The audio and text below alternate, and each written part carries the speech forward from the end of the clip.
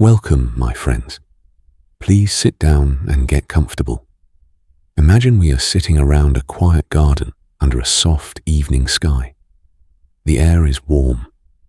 A gentle breeze moves through the trees.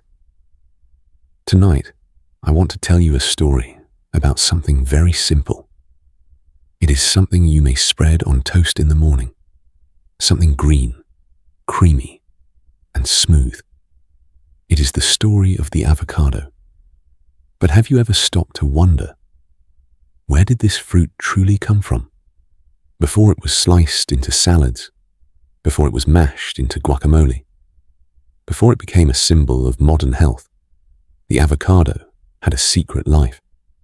Let us go back, far back, about 10,000 years ago. We are in the ancient lands of Central and South America. Dense forests stretch across what we now call Mexico, Guatemala, and Peru. In those early days, the avocado was wild. It grew on tall trees in thick jungles. The fruit was not as large or as smooth as the ones we see today. Its skin was rough. Its seed was enormous. And its taste? It was different, more bitter, less creamy. Yet ancient people noticed something special. These early farmers were not scientists in laboratories. They were observers of nature. They saw that some avocados were softer. Some were richer. Some had more flesh and smaller seeds. And so, with patience and wisdom, they began selecting the best fruits. They planted their seeds. They protected their trees. Slowly, over generations, the avocado changed. The Aztecs called it Avocado. The word meant something unusual. It referred to the shape of the fruit. To them, it was a symbol of life and strength. The Maya and other Mesoamerican civilizations also valued the avocado deeply. It was not just food. It was culture. It was medicine. It was ritual. For centuries, the avocado remained a treasure of the Americas. It was eaten fresh. It was mashed with herbs. It gave energy to workers and warriors alike. It grew quietly in tropical valleys, unaware that one day it would travel across oceans. Are you ready to see where it went next? Now imagine the age of exploration. Wooden ships crossing vast seas. European explorers landing on unfamiliar shores. When Spanish explorers arrived in the Americas in the 1500s, they discovered many new foods: tomatoes, potatoes, cacao, and the avocado.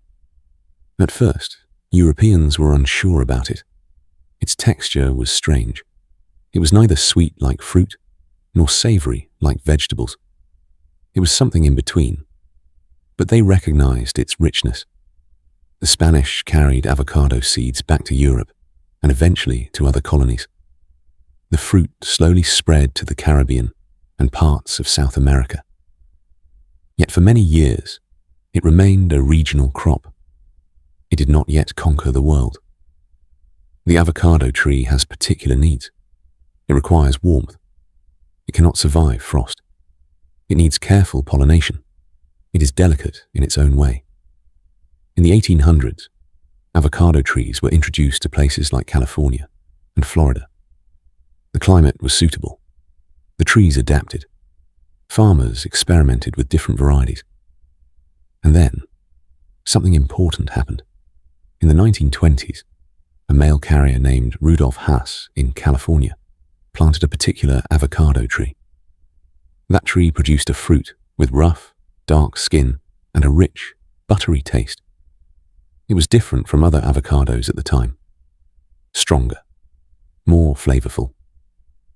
This variety became known as the Hass avocado. Today, nearly every avocado you see in supermarkets around the world is a descendant of that one tree. Think about that for a moment. One single tree, planted by one ordinary man, shaped the global avocado market. But with popularity comes change. In the late 20th century, something unusual happened. The avocado became fashionable. Nutritionists praised its healthy fats. chefs discovered its versatility. It appeared in salads, sandwiches, sushi, and smoothies. And then, suddenly, it became a symbol of modern lifestyle. Avocado toast became a cultural phrase. Social media filled with bright green plates. Demand exploded. Farmers in Mexico, Peru, Chile, and California expanded their plantations.